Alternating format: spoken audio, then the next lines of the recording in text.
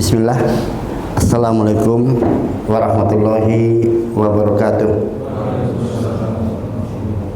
Innal hamdalillah nahmaduhu wa nasta'inuhu wa nastaghfiruh wa na'udzu billahi min shururi anfusina wa sayyiati a'malina.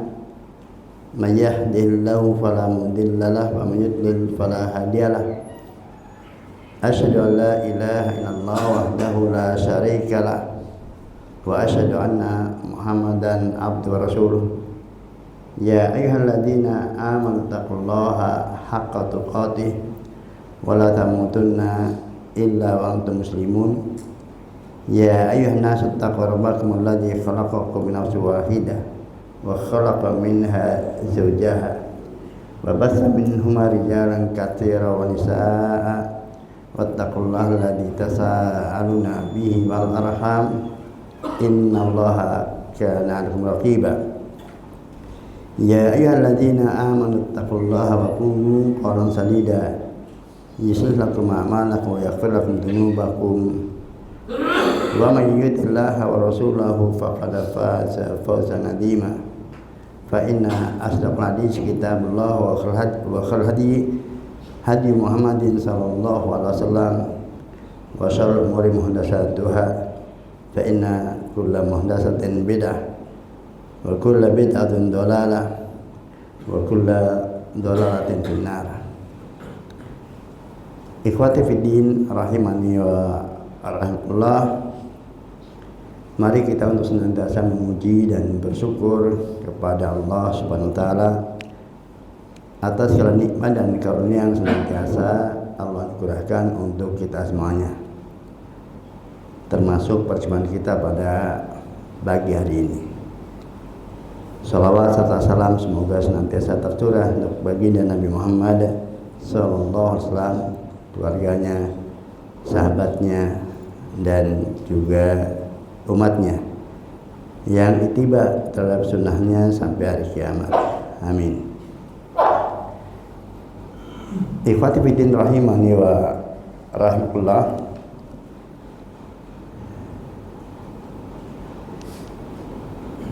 Terkait dengan kultum atau kuliah subuh kali ini, ya termasuk cukup mendadak dan sejak awal saya nggak ada rencana untuk kemudian menyampaikan apapun namanya, mau kuliah mau apa, apalagi kajian di tempat ini. Grogi saya, minder gitu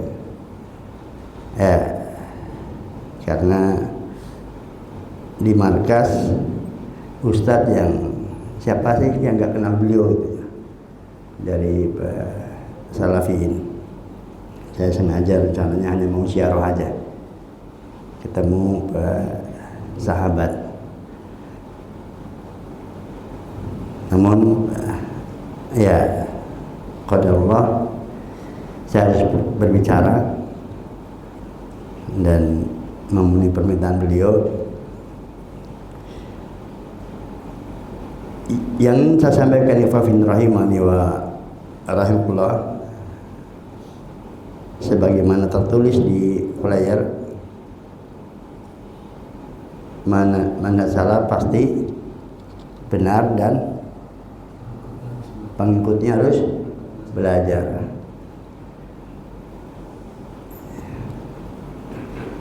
Untuk manhaj salaf pasti benar, maka insya Allah semua yang ada di sini yang biasa taklim di mushola atau masjid ini itu adalah merupakan keyakinannya.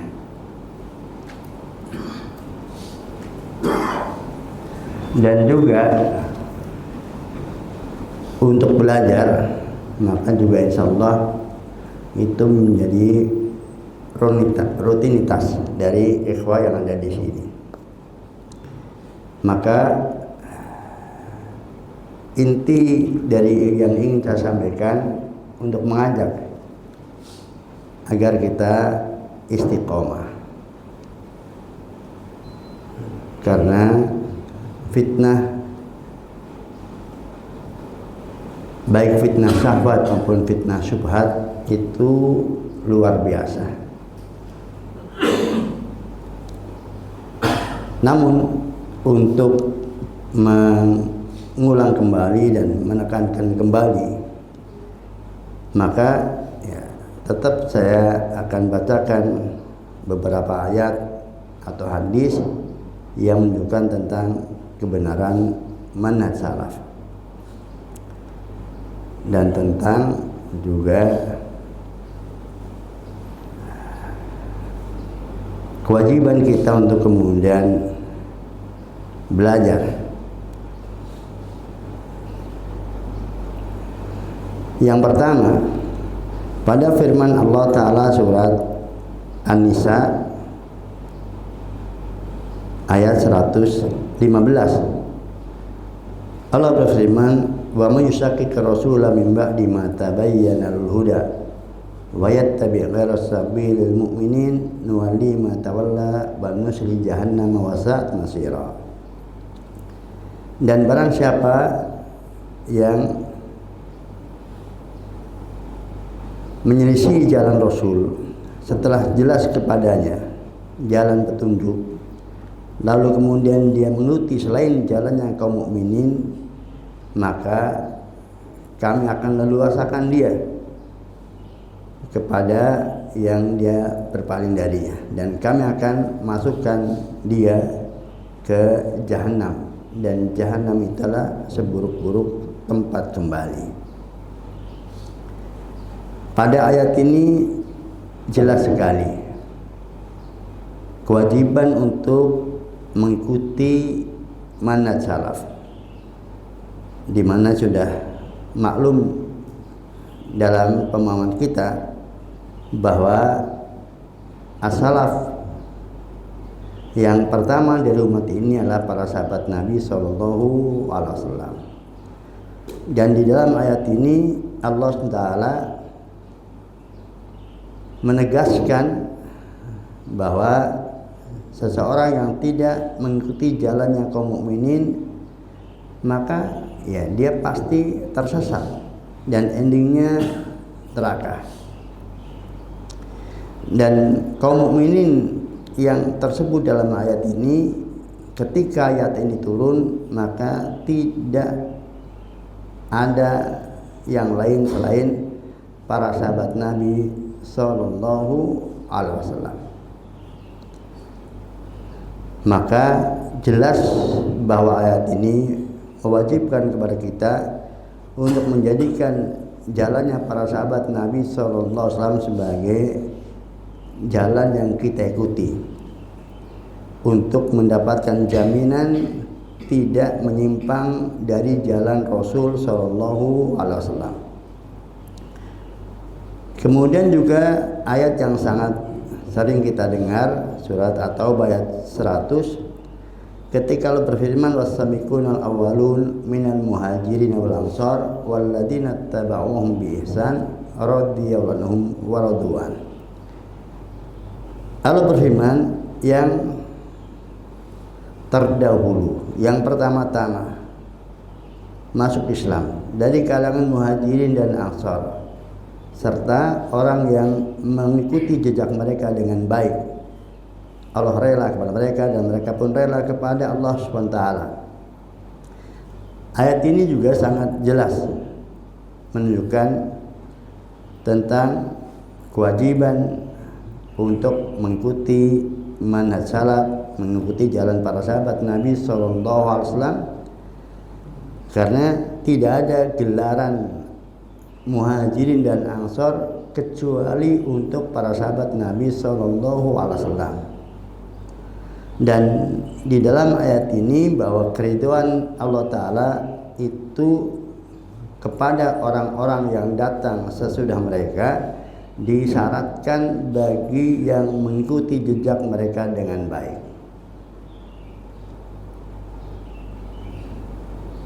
Maka apabila siapapun saja yang tidak mengikuti jejak mereka dengan baik, menyelisih jejak mereka, jalan mereka, maka dia akan keluar dari keridhaan Allah Subhanahu wa ta'ala. Kemudian di dalam hadis Nabi SAW, di antaranya ketika Nabi SAW bersabda, an-nujumu amanatun lis-sama, fa idza dhahabat an-nujum atas sama ma tu'at, wa ana amanatun li ashabi, fa idza dhahabtu ata ashabi ma yu'adun, wa ashabi amanatun li ummati, fa idza dhahaba ashabi ata ummati ma yu'adun.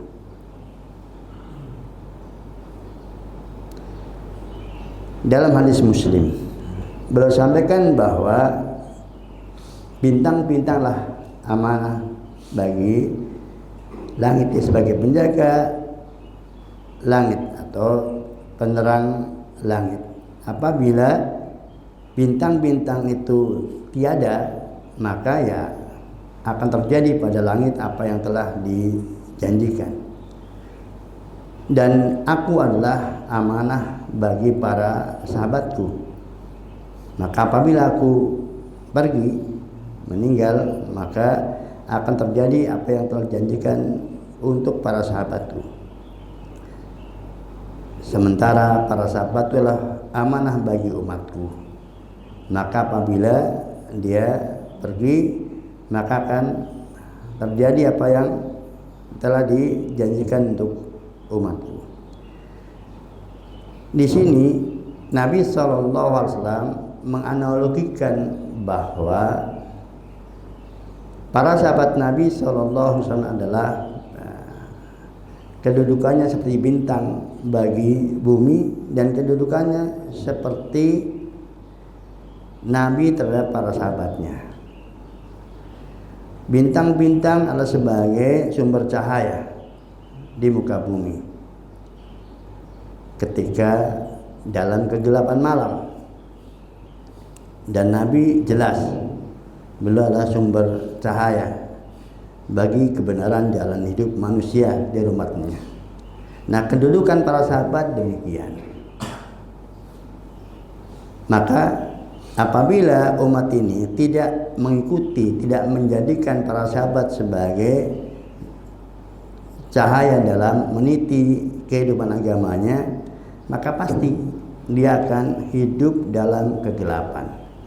Dia pasti akan tersesat. Kemudian juga sabda Nabi SAW yang sangat populer, khairun nasi qarni tsumma alladziina yalunahum tsumma alladziina yalunahum. Sebaik-baik manusia lah generasiku, kemudian generasi sesudah mereka, dan kemudian generasi sesudah mereka. Dan kebaikan manusia di sini jelas ditinjau dari sisi agama, dari sisi keimanan, ketakwaan kepada Allah Ta'ala, kebenaran jalan agamanya. Dan generasi Nabi SAW yang dimaksudkan adalah Rasulullah SAW.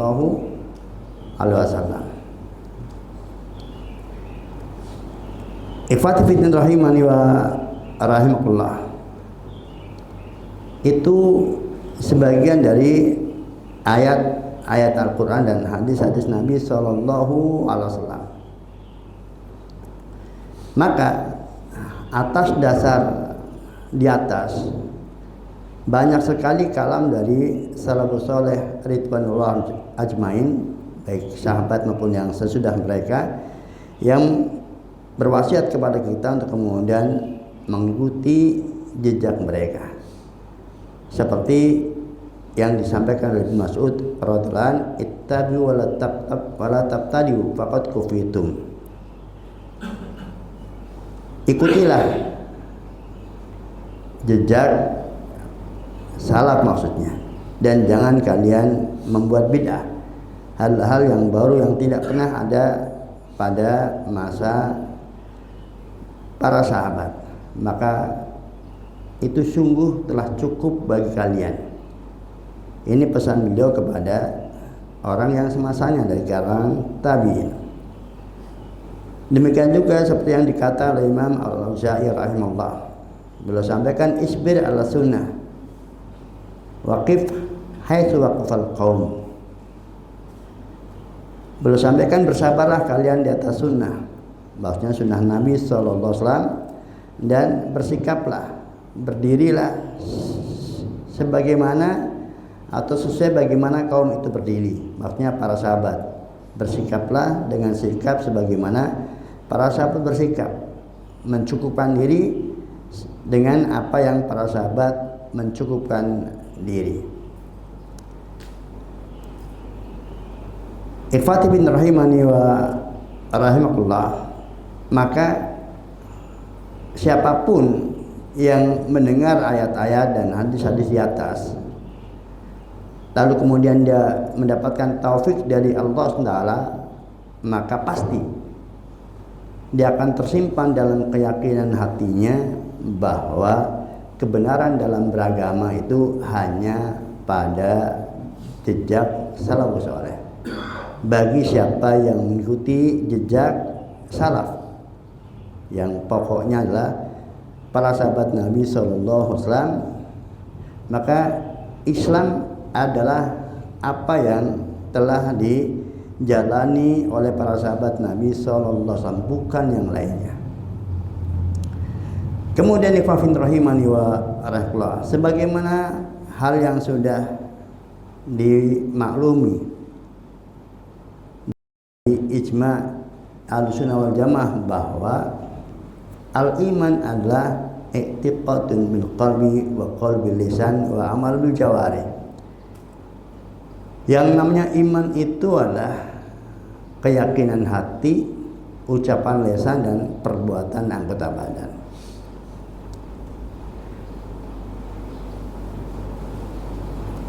Atau al-iman la qaulun wa amalun. Iman adalah perkataan dan perbuatan. Perkataan meliputi perkataan hati dan perkataan lisan. Perbuatan meliputi perbuatan hati, perbuatan lisan, dan perbuatan anggota badan.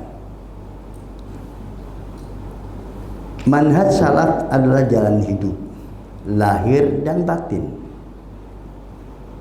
sehingga tidak akan pernah seseorang itu dianggap meniti jejak salafus saleh dengan semata-mata klaim.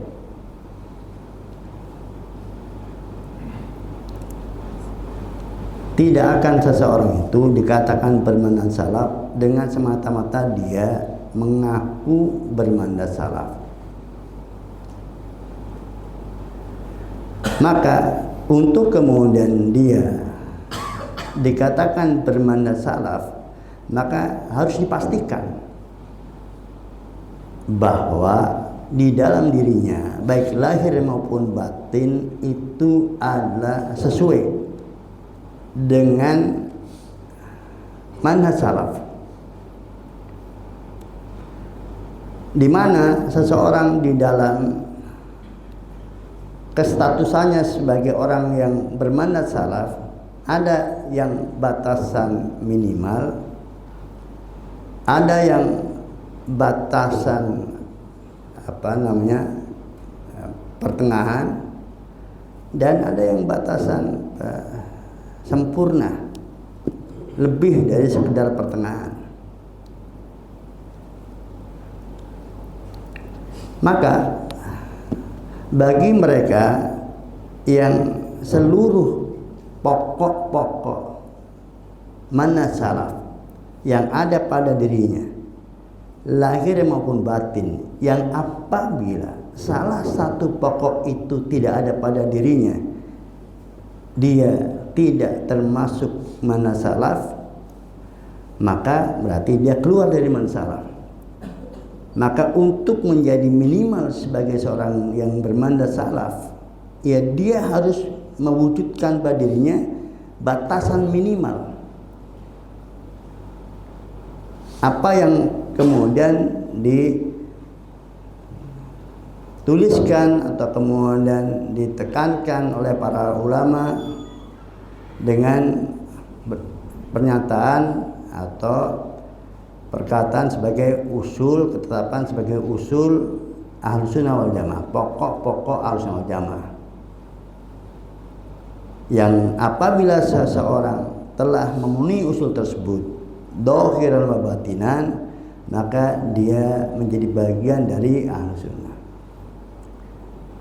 Meskipun dalam kehidupannya dia memiliki kekurangan dari dosa-dosa baik kecil maupun besar, akan tetapi tidak mengeluarkan dia dari status sebagai orang yang bermanhaj salaf. Dan di sana ada, di samping telah memenuhi predikat sebagai seseorang yang telah bermanhaj salaf, karena keberadaan apa yang ada dirinya dari pokok-pokok manhaj salaf, lahir dan batin, dan kemudian itu disempurnakan dengan dia menunaikan apa yang menjadi kewajibannya dan meninggalkan apa yang dilarang darinya, maka sempurnalah dia sebagai seorang yang bermanhaj salaf, lahir dan batin, dengan tanpa melekat padanya dosa yang tidak tertaubati, dengan tidak menempel padanya kemaksiatan. Dan yang lebih sempurna dari itu adalah yang tidak hanya dia bersih dari dosa-dosa, tetapi bahkan terisi kehidupannya dengan yang sunnah-sunnah, yang hukumnya tidak wajib baik lahir maupun batin. Demikianlah terkait dengan orang yang bermanhaj salaf, sebagaimana kedudukannya kaum muslimin, seperti dalam firman Allah Ta'ala, summa arsalnal kitaba min ibadil ladina summa arsalnal kitaba alladina tawafayna min ibadina faminhum dzalimun nafsihi wa minhum muqtasidun wa minhum sabiqun bil khairat biidznillah. Kemudian kami wariskan kitab ini pada hamba-hamba kami yang terpilih. Di antara mereka ada yang mendolimi diri mereka sendiri, di antara mereka ada yang pertengahan, dan di antara mereka ada yang bersegera di dalam kebaikan-kebaikan dengan izin Allah Ta'ala. Maka sebagaimana itu pembagian dari orang mukmin di dalam beragam mereka, maka demikian pula itu terjadi pada mereka yang bermanhaj salaf. Nah, ikhwafin rahimani wa akhla, untuk itu maka sudah menjadi kewajiban bagi kita untuk belajar, betul-betul mengisi secara keilmuan, karena al-ilmu qabla al-qaul wal amal. Tidak mungkin kita akan berjalan di jalan salaf sementara kita tidak mengisi hati kita dengan apa yang dikenal dengan pokok-pokok akidah as-salaf.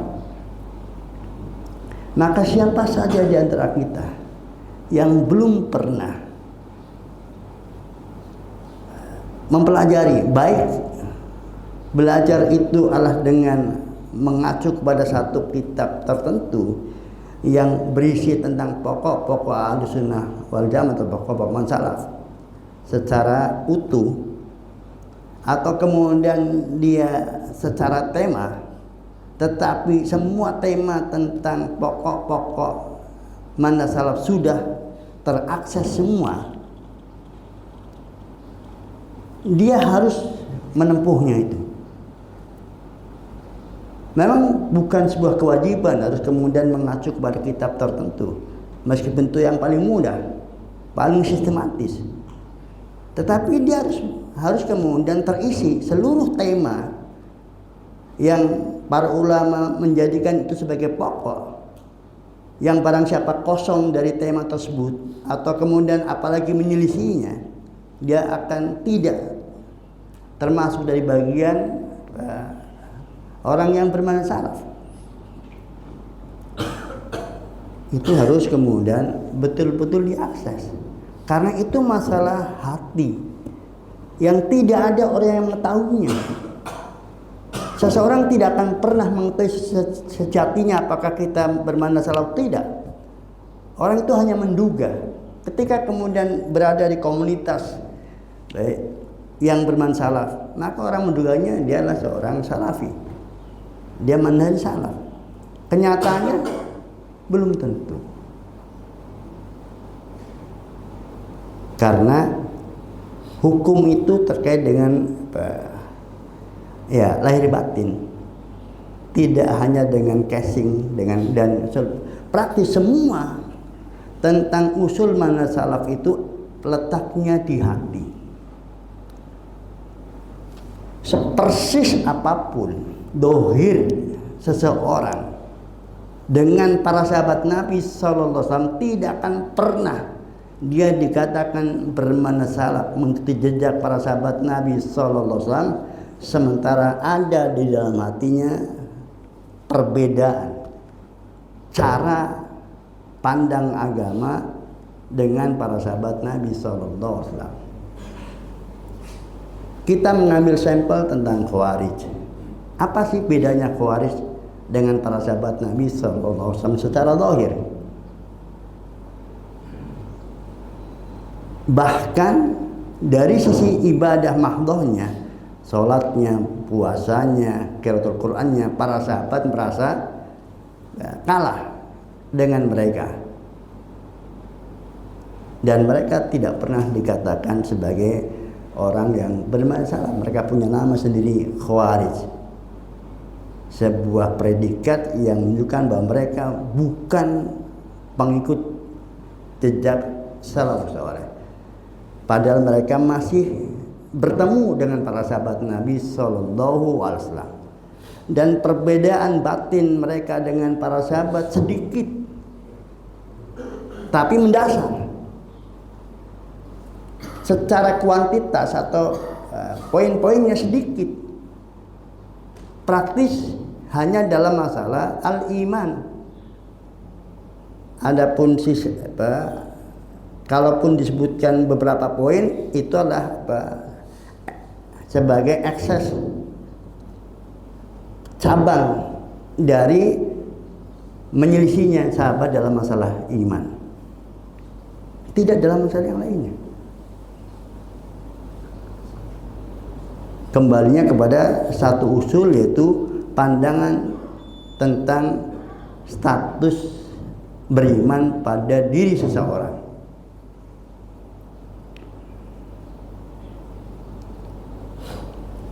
Kalau kemudian menyelisih satu saja sudah sedemikian rupa pengingkarannya dari Nabi SAW dan pemberitaan dari Nabi SAW tentang nasib mereka, endingnya kemana, apa yang mereka akan alami di akhirat.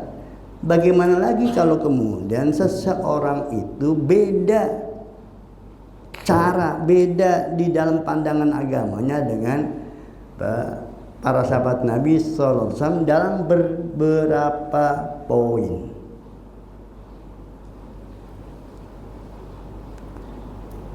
Ya, oleh karena itu siapapun kita, seberapapun lama ngaji kita, apabila belum menuntaskan poin-poin yang dinyatakan sebagai parola, sebagai ijma,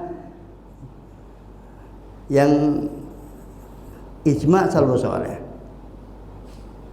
yang mana seseorang apabila tidak ada salah satu poin saja dari poin tersebut dalam dirinya, maka dia keluar dari status sebagai orang yang bermanhaj salaf, maka harus maka tadi untuk memudahkan adalah apa? Ambil satu kitab tertentu dari kitab tentang usul Ahlussunnah wal Jamaah, baik dalam masalah akidahnya, dalam masalah dakwahnya, dalam masalah muamalahnya, dalam masalah akhlaknya, karena masing-masing ada usulnya. Nah itu isikan hati kita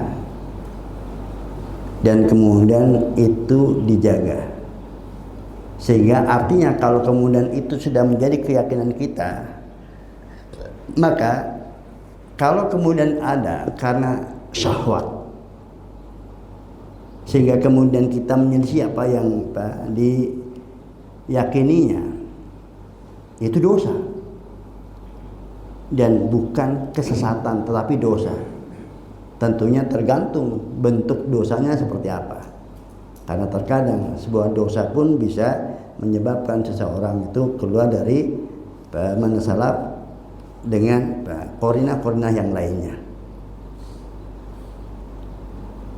Kemudian ikhwafidin rahimani wa rahimakumullah, di dalam mengisi diri kita, mewujudkan manhaj salaf pada diri kita, itu orang berbeda-beda kualitasnya atau kemudian kecenderungannya. Ada yang terpenting adalah dia isikan walaupun dia tidak membangun di atas dalil. Jadi ketika dia sudah yakin itulah manhaj salaf, maka itu yang menjadi akidahnya, keyakinannya, jalan hidupnya. Meskipun ketika kemudian dia itu dituntut dalilnya, dia amini ijma. Ini merupakan ijma, dan ijma pasti benar, walaupun saya nggak tahu dalilnya apa. Dan kalau kemudian kita melihat kitab mutun, kitab matan tentang usul Ahlussunnah wal Jamaah yang disebut usul sunnah, sarh sunnah, tauhid, maka itu banyak yang tanpa dalil. Ya, statement dari apa? Dari ulama.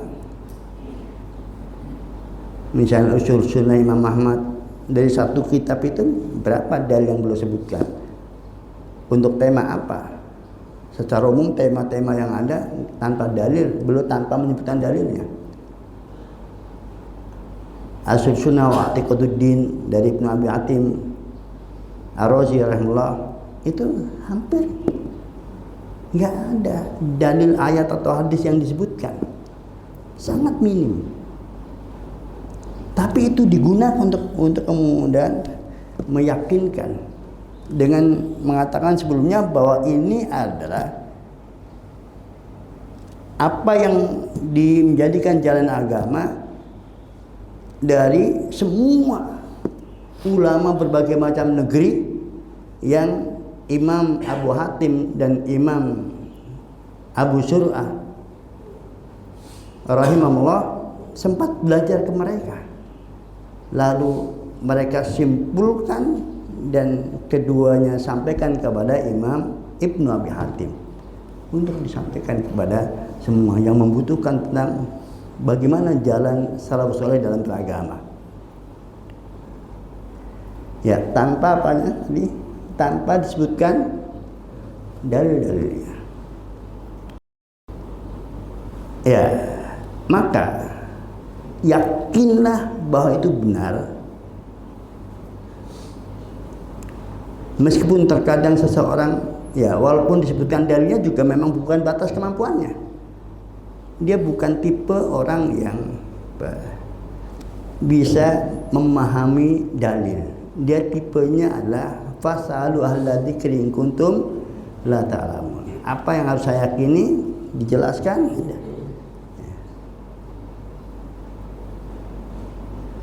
Ya, dan tentunya di sana para thalibul ilminya, apalagi para ulamanya, ya melengkapi dengan dalil-dalilnya. Cukup dengan dalil-dalilnya. Ada yang mencukupkan dengan dalil-dalil dari Ahlussunnah wal Jamaah, baik ayat atau hadis atau asar salaf. Dan Anda tidak sebatas itu, tetapi lengkap juga dengan keyakinan yang menyimpang, hal-hal yang menyelisih manhaj salaf, lengkap dengan apa alasan mereka, kemudian mengetahui di mana letak kebatilannya dan bantahan untuk setiap hujah atau dalih syubhat yang mereka gunakan.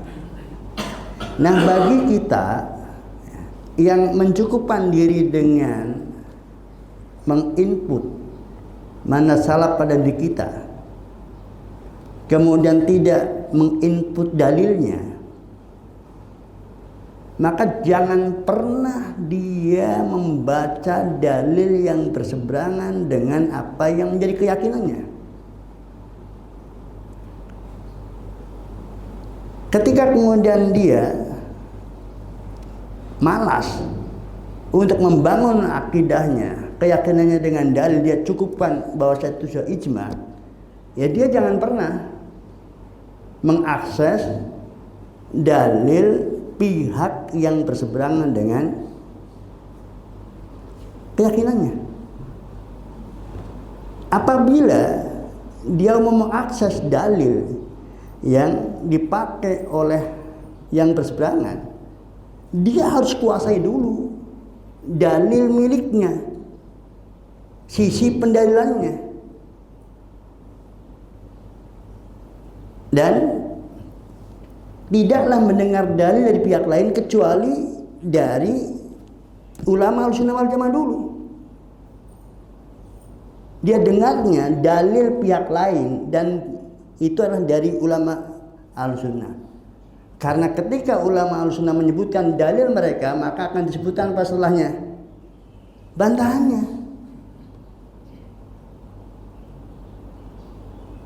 Adalah merupakan kesalahan yang sangat fatal. Seseorang dia mengklaim bermanfaat, kemudian dia mengisikan dirinya pada dengan mansalaf itu, tetapi kemudian dia ngulik-ngulik tentang yang berseberangan dengannya, lengkap dengan dalilnya, hampir dipastikan dia akan rusak akidah.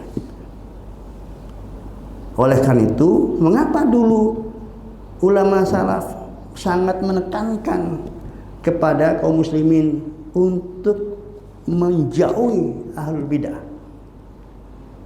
Jangan mendengar walaupun satu ayat pun yang mereka sampaikan.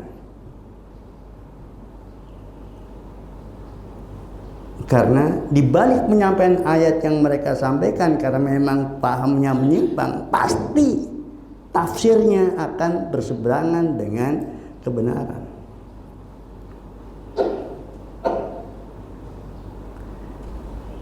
Dan ini problematika termasuk banyak dari ikhwah salafin hari ini. Bahkan mungkin banyak di antara mereka yang tidak pernah mengisi secara lengkap tentang hakikat man-salaf. Karena ketertarikannya kepada salafin dari berbagai macam sisi, mungkin dari sisi Masya Allah artinya dalam menegakkan sholat, atau Masya Allah perhatiannya dalam tata cara sholatnya, ikut Nabi, wudunya Nabi, hajinya sunnah, umrohnya sunnah. Atau Masya Allah di dalam zaman seperti ini rela kemudian meninggalkan ribawi apapun resikonya. Tapi di situ ada kemuyulan tentang apa yang dia lihat dari salafin, dari sisi-sisi yang itu bukan yang menjadikan dia seorang salafi, tapi dari sisi bagian atau satu bagian dari kehidupan seorang salafi, bukan pada sesuatu yang itulah dia mengapa disebut salafi.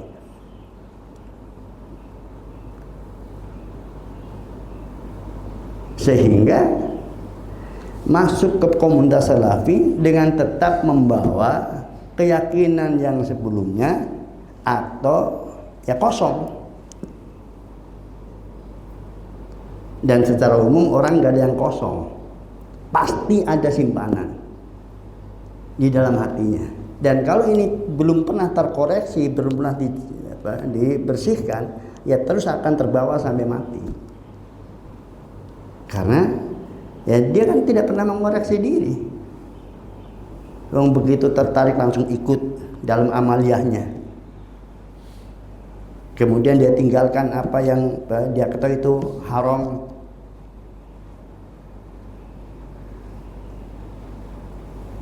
Yang dia tertarik padanya, tetapi dia tidak kemudian mengintrospeksi diri untuk cek apa yang dalam hatinya mana yang berseberangan dengan manhaj salaf.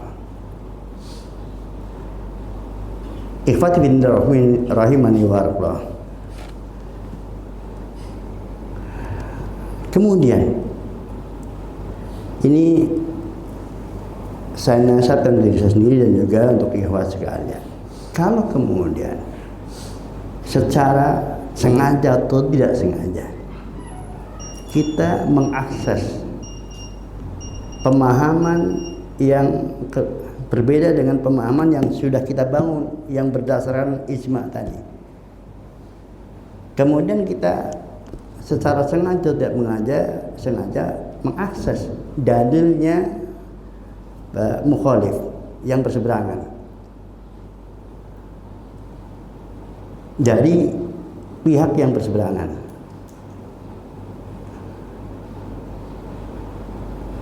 maka yakinlah bahwa itu batil meskipun dia bawakan ayat dan bawakan hadis.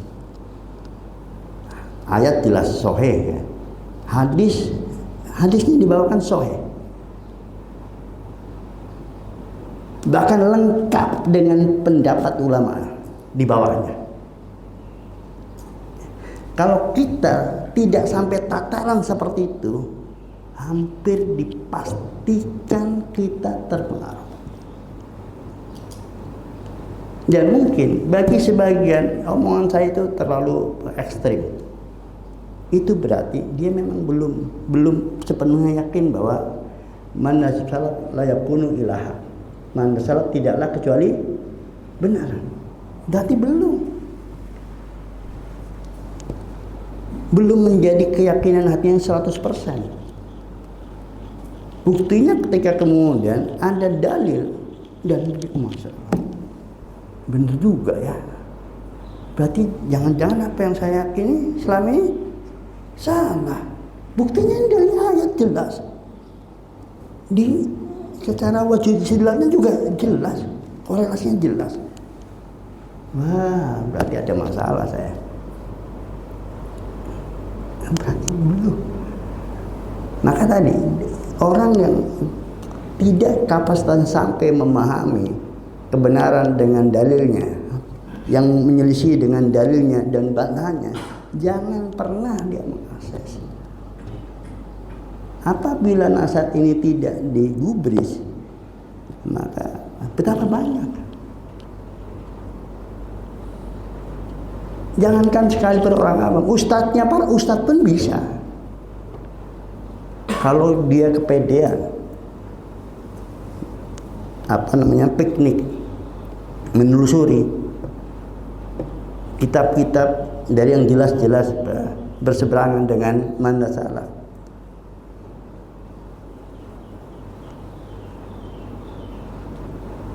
Ya, ikhwati bin rahimani wa rahmatullah. Maka ada satu pernyataan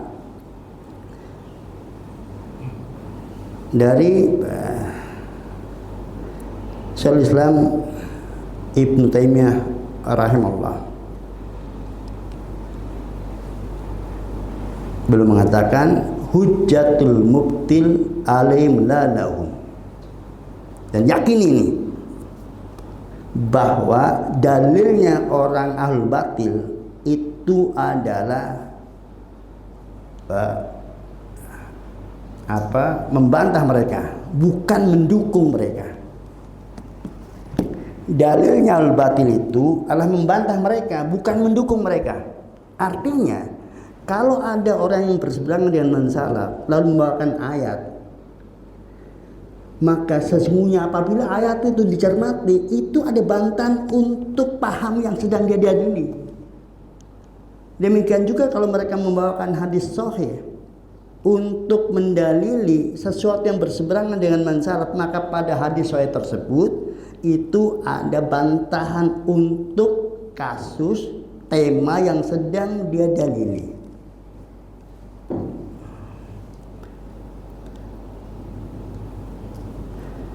Ya.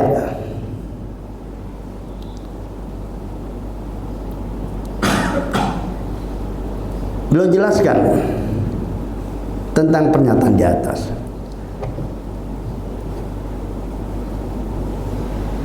Atau lalu menjelaskan tentang pernyataan Syekhul Islam di atas. Beliau sampaikan Syekhul Islam semakna dengan kaidah di atas. Fihi faslun fi qaidah syarifah wa hiya anna jami'a ma yahtaju bi al-mubtil min al-adillah asy-syar'iyyah wal aqliyah innama tadullu 'alal haq la tadullu 'ala qaulil mubtil. Beliau sampaikan ada satu kaidah syariat, yaitu seluruh dalil yang digunakan sebagai hujah oleh al-batil dari dalil syar'i, berarti Al-Quran atau hadis yang sahih, dan dalil akal itu hanyalah menunjukkan tentang kebenaran, hanya menunjukkan tentang kebenaran, tidak sebagai dalil bukti kebenaran perkataan al-batil tersebut.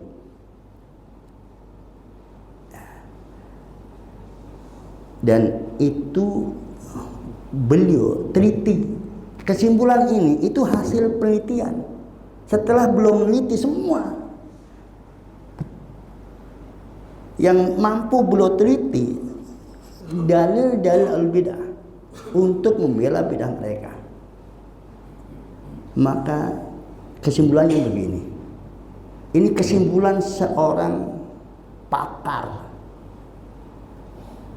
mujtahid, Syekhul Islam predikatnya, yang keilmuan tentang paham sesat itu melebihi tokoh sesatnya itu sendiri. Sehingga kalau untuk kemudian seorang tokoh dalam kebatilan berbicara tentang agamanya, manhaj hidupnya dalam beragama, menyampaikan paparan itu dibandingkan Syekhul Islam tetap tidak akan menang dari sisi kemampuan dia, keilmuan dia tentang kebatilan yang dimilikinya.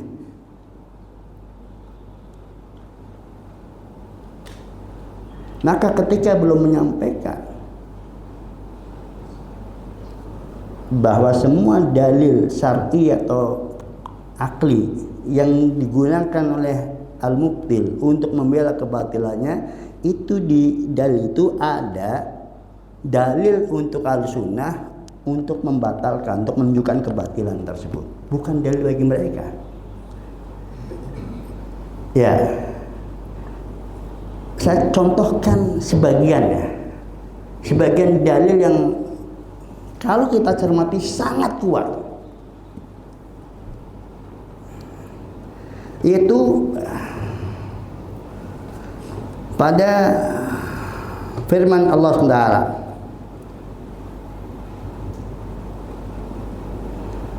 dalam surat Al-A'raf ayat 153. Walamma ja'a Musa limiqatina wa kallamahu rabbuh qala rabbi arini anzur ilaik qala lan tarani. Dan tatkala Musa telah datang pada waktu yang telah kami tetapkan, maka Tuhannya berbicara langsung kepadanya. Lalu kemudian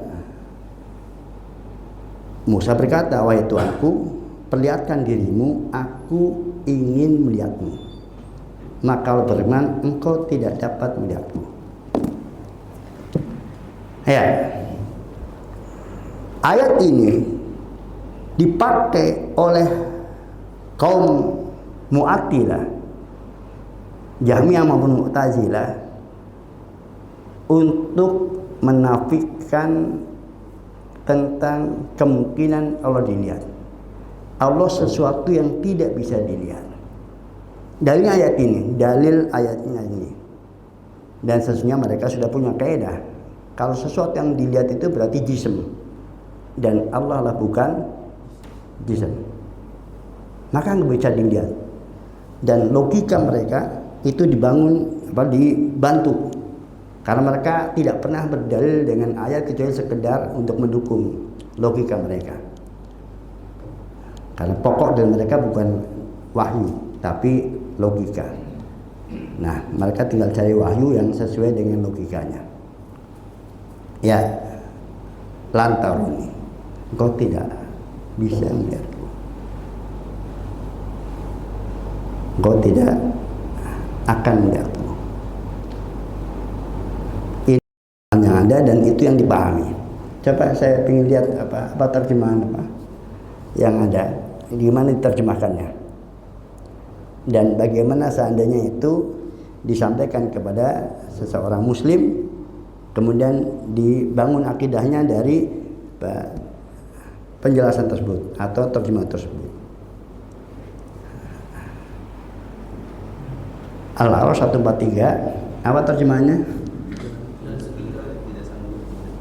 Engkau tidak sanggup? Ya, engkau tidak sanggup lagi. Ini Pak, itu terjemahan masih apa? Masih bagus. Terjemahannya masih bagus. Tetapi meskipun terjemahan itu nggak salah, masih benar. Dengan model terjemahan itu bisa nggak dipakai menjelaskan? Nih kan, nggak ada manusia sanggup melihat Allah Taala. Ini Al-Quran loh. Jadi Salafi itu moyoworo. Kalau Tuhannya bisa dilihat, ini ayatnya. Sementara antum nggak pernah kan?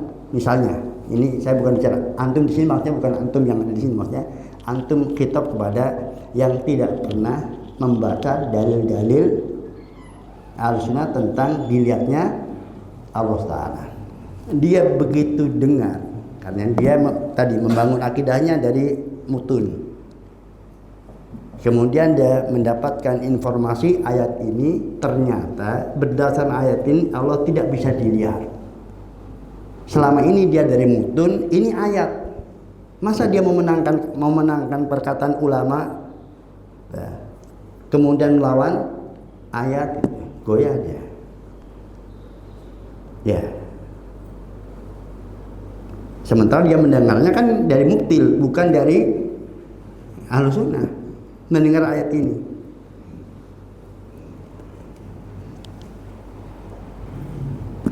Ya, ikhwati fiddin rahimani wa Allah. Tadi saya ingin buktikan bahwa sebagai sampel kan, ayat yang dijadikan dalil untuk membenarkan paham muktil, paham ahlul batil, itu di situ justru ada bantahan. Saya izin minum dulu.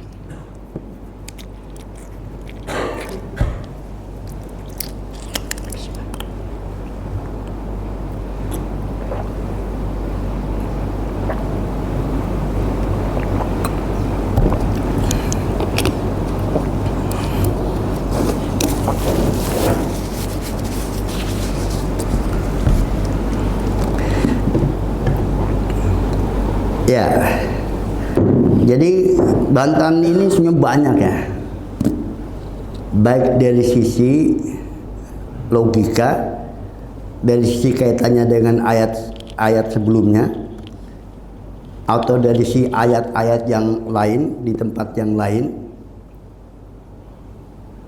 dari hadis Nabi SAW. Tetapi saya ingin tunjukkan bagaimana ulama menunjukkan bahwa dalam ayat ini berdasarkan ayat ini saja itu hujjah bagi Ahlussunnah bahwa Allah itu bisa dilihat.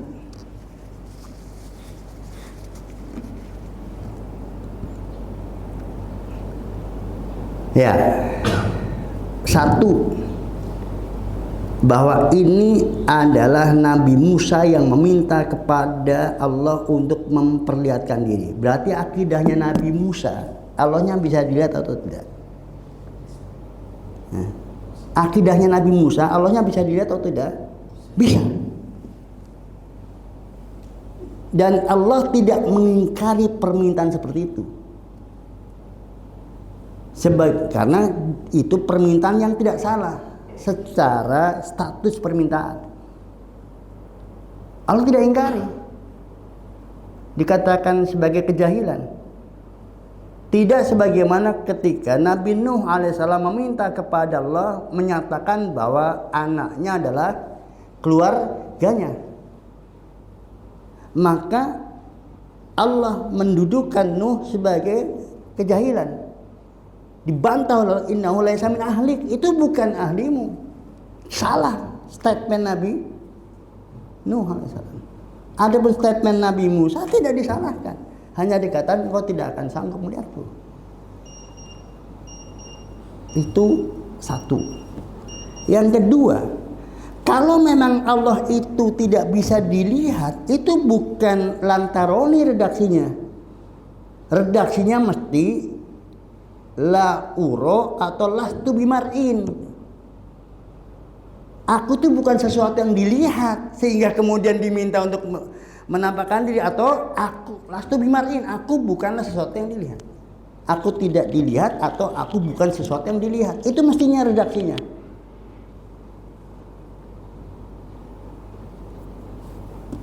Kalau saya tawarkan kepada antum makanin tisu, apa antum bilang? Saya nggak sanggup memakannya atau itu bukan makanan? Itu bukan makanan, Sat. Ya. Tapi kalau kemudian saya tawarkan kepada antum, kemudian apel, keras apel kepada yang tidak punya gigi. Monggo Mbah, didar apelipun. Dia bilang apa? Lu betul sakit. Saya nggak bisa makan apel saat giginya nggak ada. Tapi ini makanan atau bukan? Makanan. Dia bilangnya nggak sanggup makan saya. Saya nggak sanggup. Bukan itu Pak. Jadi nggak sanggup. Kamu nggak sanggup itu bukan objeknya karena nggak bisa dilihat, bukan. Kondisi Nabi Musa yang nggak akan sanggup, bukan objeknya nggak bisa dilihat. Nabi Musanya yang nggak akan bisa melihatnya. Ya. Kemudian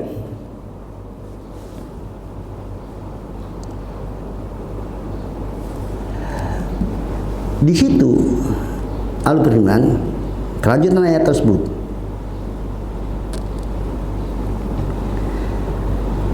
walakin dur ilal jabali fanistaqarra makanahu fasawfa tarani.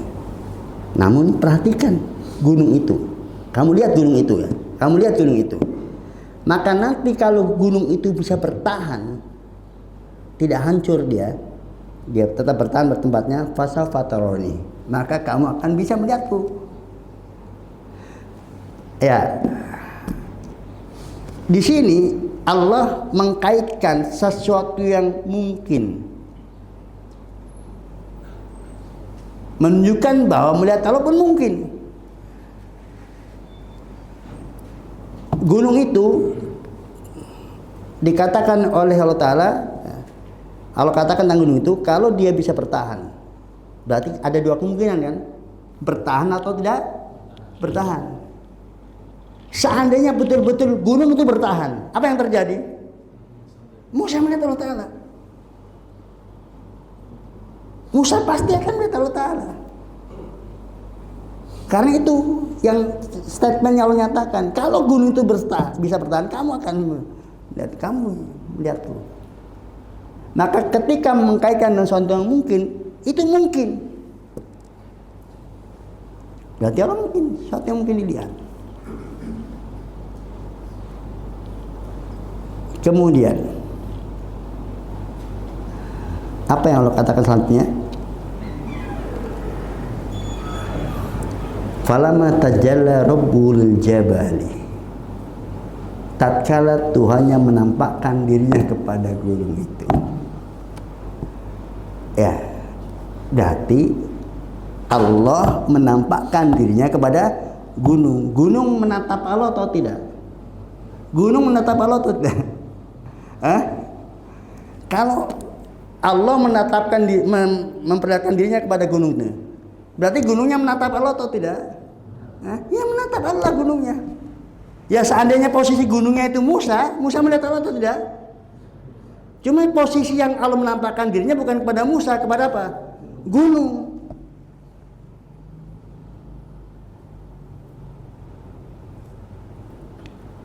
Ya, berarti Allah bisa dilihat. Siapa yang pernah melihatnya? Gunung. Dipastikan itu. Gunung pernah menatap Allah Ta'ala langsung.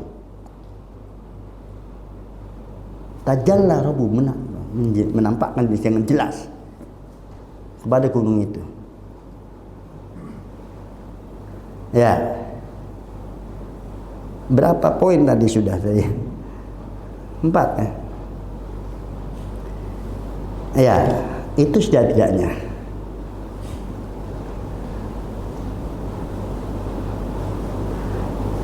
Kemudian ini terjadi dialog antara Allah dengan Nabi Musa. Ya, kalamu wa kalamu Rabbuh, Tuhan yang berbicara kepadanya. Inilah ya, semakna dengan ayat wa kallama Musa taklima. Allah berbicara kepada Musa secara langsung. Maka ketika ahlul batil merubah ayat wa kallama Musa taklima dengan wa kallama Musa taklima, nggak dibantah dengan menggunakan ayat itu. Biarlah, biar kamu baca itu, silakan. Tapi bagaimana kamu baca ini? Walamma ja'a Musa limiqatina wa kallamahu Rabbuh. Itu nggak bisa kan, diotak-atik intinya. I'rabnya itu nggak bisa. Mau nggak mau dibacanya wa kallamahu Rabbuhu, yang menunjukkan bahwa Allah berbicara kepada Musa. Kecuali orang Indonesia yang nggak paham bahasa Arab sama sekali, maka ya bisa aja dibaca wa kallamahu Rabbahu, namanya dia nggak bisa bahasa Arab. Tapi bagi yang bisa bahasa Arab dasar sekalipun, itu nggak mungkin dibaca kecuali wa kallamahu Rabbuhu, yang menunjukkan maf'ulnya adalah Musa, fa'ilnya adalah Allah SWT. Ya, belum lagi kalau kemudian kita bicara menggunakan tentang tauhid asma sifat. Ini juga harus menjadi perhatian kita semuanya, bahwa informasi tentang Allah Ta'ala kadang dengan kalimat positif, kadang dengan kalimat negatif. Dan semua cerita tentang Allah itulah bermakna pujian untuk Allah Ta'ala. Jadi setiap Allah bercerita tentang dirinya, itu adalah pujian untuk dirinya. Mau dengan kalimat positif maupun kalimat negatif. Paham yang saya maksudkan kalimat positif dan kalimat negatif? Kalau kalimat positif nggak ada kata tidaknya, bukan. Kalau kalimat negatif berarti tidak, bukan. Berita. Kalau itu berita, maka kadang kalau memberitakan dirinya dengan kalimat positif, kalimat negatif. Kalau kalimat positif mudah kan? Mudah, karena langsung. Alhamdulillahirabbil alamin. Ben kul wal ahad Allah samad lam yakul ahad Allah samad. Yang positif.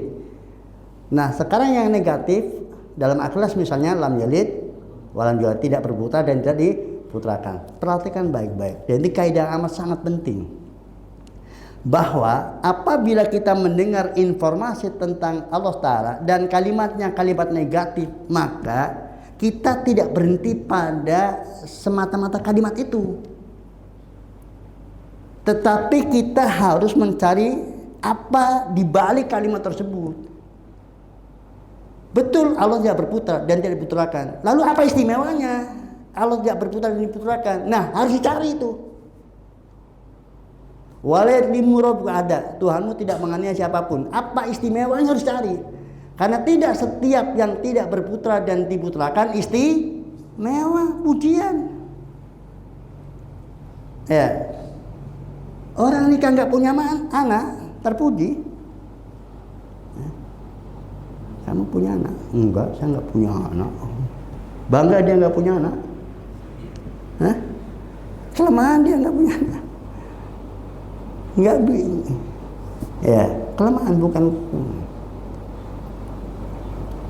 Ya. Seorang tidak pernah berbuat aniaya. Belum itu pujian. Karena apa? Dia nggak pernah menganiaya. Gimana mau nanya? Dia jadi sumber penganiayaan kok. Dia jadi objek penganiayaan. Nggak mungkin orang seperti itu menganiaya. Nggak punya kemampuan untuk menganiaya. Nggak punya keberanian untuk menganiaya. Lemah dia. Jadi ada unsur apa? Celaan. Atau memang nggak punya sifat baik, bijaksana, dan sifat aniaya. Ya. Wadah tisu ini nggak pernah menganiaya siapapun. Benar? Pujian untuk ini? Bukan. Ya memang dia bijaksana juga enggak. Dolim juga tidak. Enggak menerima dua sifat itu. Nah, kalau Allah Ta'ala itu, sekali lagi saya sampaikan, setiap informasi pasti bermakna pujian. Maka ketika dikatakan tidak berputra dan tidak berputra, karena maha cukupnya Allah Ta'ala, maha sempurna Allah Ta'ala, maha cukupnya Allah, gina Allah, dan maha berdiri sendirinya Allah Ta'ala, maha sempurnanya Allah Ta'ala. Maka saking sempurnanya nggak butuh anak, nggak butuh yang memberanakan. Karena sempurnanya keadilan dan kebijaksanaan Allah, maka tidak pernah berbuat aniaya. Harus ke situ. Jadi kita harus mencari kesempurnaan, sifat kesempurnaan yang merupakan lawan dari sifat kekurangan tersebut. Dulem apa lawannya? Capek apa lawannya? Lupa apa lawannya? Harus cari. Wa makan harus bukan nasihat. Tuhanmu tidak pernah lupa. Oh, ini juga nggak pernah lupa kok. Berarti sama dengan. Karena ilmunya melekat dari awal dia bermula sampai akhirnya nggak ada endingnya. Kesempurnaan ilmu, maka nggak pernah lupa. Ya. Dengan demikian maka informasi lantaroni itu sama. Karena ya kesempurnaan Allah Ta'ala, maka ya manusia yang jasad yang lengkap dengan kotoran yang ada, kelemahan yang ada di dunia, ya, ruh dan jasadnya tidak sempurna, tidak akan sanggup untuk melihat Allah Subhanahu wa Ta'ala. Maka tidak ada seorang pun yang melihat Allah Ta'ala dalam keadaan sadar dalam kehidupan dunia. Sepakat ulama itu. Mereka berisi pendapat tentang Rasulullah Sallallahu Alaihi Wasallam, dan yang benar pun Rasulullah tidak pernah. Ya, itu satu sampel. Kemudian, dan sekali lagi itu hanya sampel saja. Dan apa yang disampaikan oleh Rasulullah SAW kita harus yakini benarnya. Jadi kalau kemudian kita tidak menemukan mana dalil tentang batilnya ahlul bidah pada dalil yang dibawakan, itu karena keterbatasan kita, kemampuan kita yang nggak nyampe. Bukan karena perkataan Rasulullah SAW salah, bukan. Beliau sudah hasil meneliti. Kalau nggak percaya tanya Rasulullah SAW. Ya, atau tanya para ulama yang apa? Ini ada dalilnya.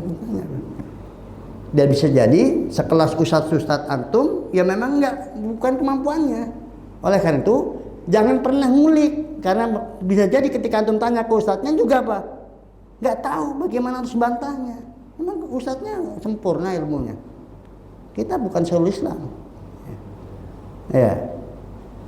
Jadi jangan nantilah kalau bingung tanya ustadz, loh cari masalah kemudian Pak. Antum yang cari masalah sendiri, kok ustadz yang suruh apa? Bertanggung jawab. Nanti kalau kemudian, wah ustadz juga nggak bisa, berarti kayaknya juga ustadznya juga salah ini. Nyatanya nggak bisa bantah apa yang baik ini. Saya bingung ini, mana yang benar, yang selama ini saya yakini atau ini? Gimana ustadz antum bantah ayat ini? Bantah kemudian pendapat mereka nggak tahu, oh berarti sama aja. Berarti saya mending ya. Kemudian sekarang satu permasalahan juga yang sering diberlakukan. Kan kita Ahlus Sunnah wal Jamaah sepakat yang namanya para sahabat itu nggak mentakwil.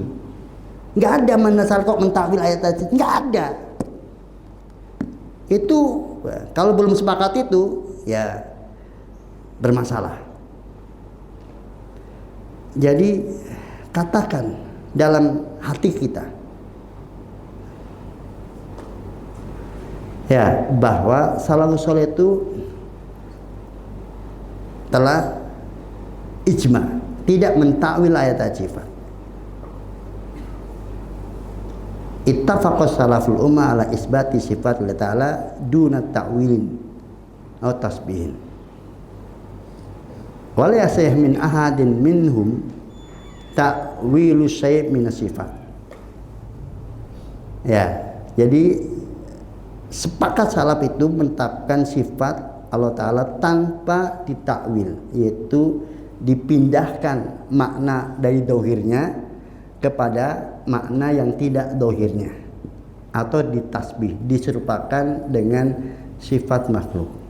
Dan tidak ada satupun riwayat yang sahih dari salah seorang di antara mereka mentakwil dari ayat-ayat sifat. Dengan demikian, maka kalau kita dapatkan bahwa informasi takwil ya ada kan, kita sering dapatkan seseorang dari ahlul batil menyampaikan, ini loh Ibnu Abbas tuh mentakwil ayat ini. Maka kesimpulan takwil tersebut itu ada 3 kemungkinan.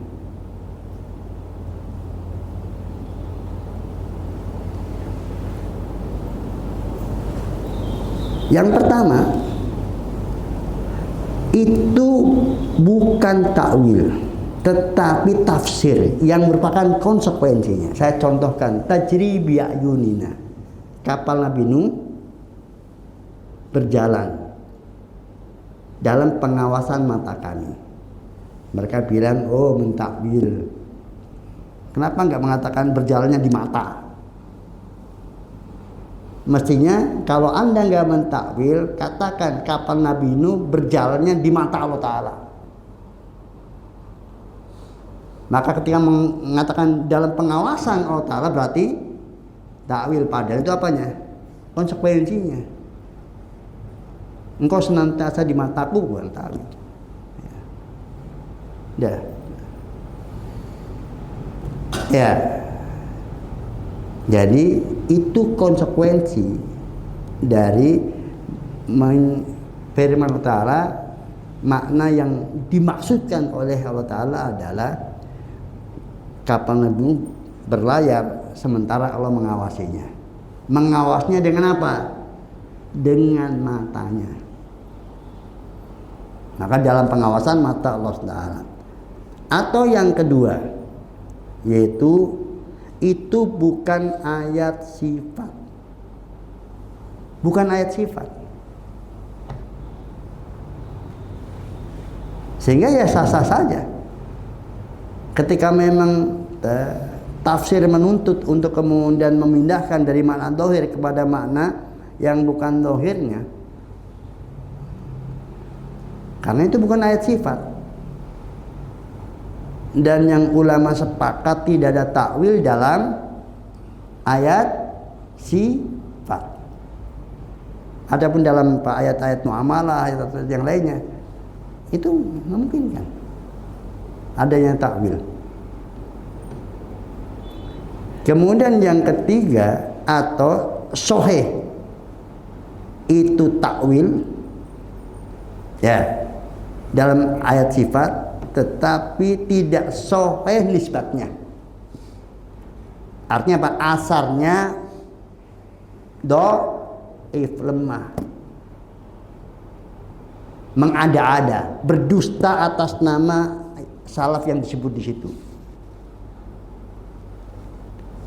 Ya, dan tidak akan keluar dari tiga itu.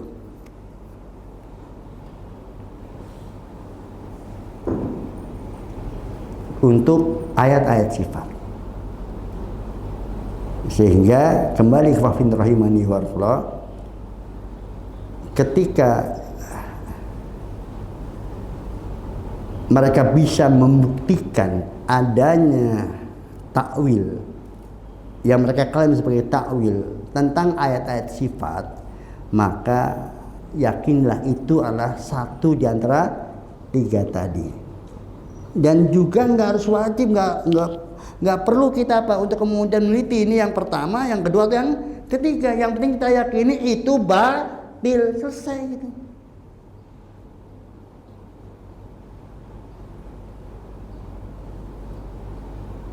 Ya, untuk digunakan memahami ayat sifat.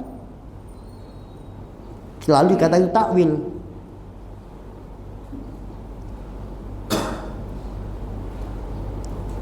Kemudian terakhir, ikhwafin rahim ini wa rahimullah.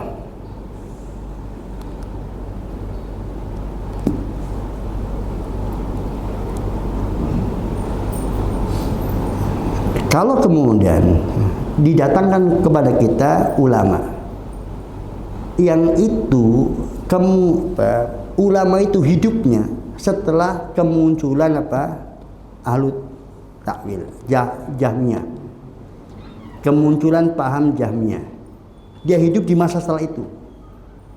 Lalu kemudian itu terjadi takwil padanya, memang betul-betul itu soheh, ya, itu betul-betul ayat sifat dan betul-betul takwil, dan memang riwayatnya soheh, maka ya itu kesalahan si fulan tadi, siapapun dia, berarti dalam hal ini bagian dari manhaj Jahmiyah kena ke dia.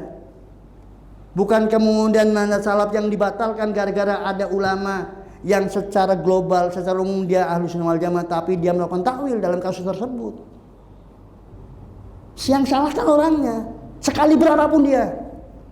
Kalau kemudian dia ternyata hidupnya kapan?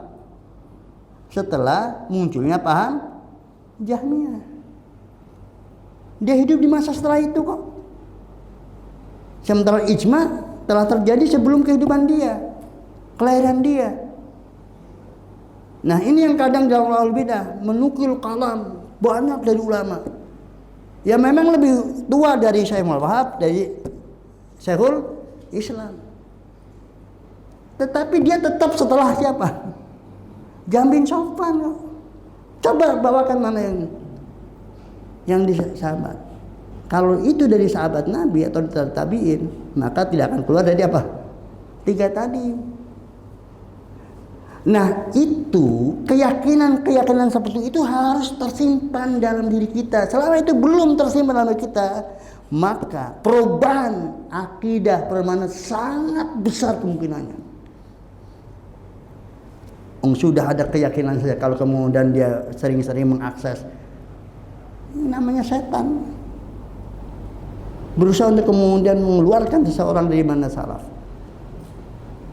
Apalagi ketika kemudian bermanhaj salaf bukan sesuatu yang yang menyenangkan dari sisi tinjauan duniawi. Mengapa harus kemudian susah-susah berpegang teguh ban salaf kalau harus resikonya begini? Ya beda-beda sedikit ban salaf nggak apa-apa lah dalam kasus, yang penting nggak harus begini nasibnya. Dunia dia tergiur di dalamnya, sehingga mencari alibi untuk kemudian membenarkan apa yang dia ingin jalani dari yang dulu diyakini sebagai kesatuan. Karena ya dunia menuntut seperti itu. Ya. Nah, itulah ikhwafidin rahimani wa rahimullah yang bisa saya sampaikan pada kesempatan kali ini. Mudah-mudahan dengan prinsip-prinsip di atas itu menjadikan kita betul-betul sebagai orang yang bermanhaj salaf zahiran wa batinan dan istiqomah sampai ajal menjemput kita. Amin. Subhanakallahumma wa bihamdika asyhadu an la ilaha illa anta astaghfiruka wa atubu ilaik. Dan jazakumullah kepada Ustaz Muflih yang dan semua tim yang memberikan kesempatan kepada saya untuk kemudian berbicara pada kesempatan kali ini. Assalamualaikum warahmatullahi wabarakatuh.